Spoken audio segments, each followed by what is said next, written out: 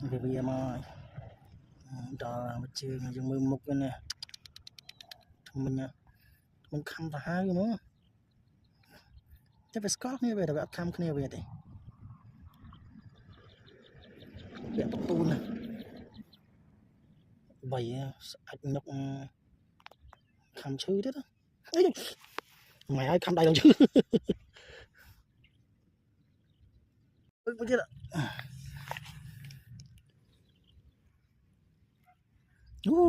thầm thầm đấy nè bầy phần này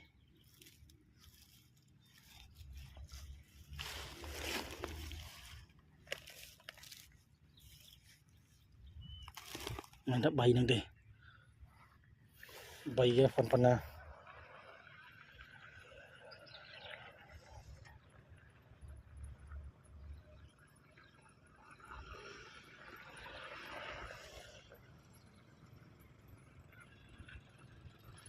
ôi khăm đại chứ bò chúa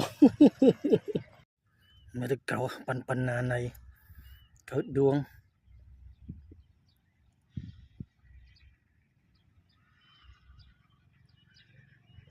mình cái đỏ cò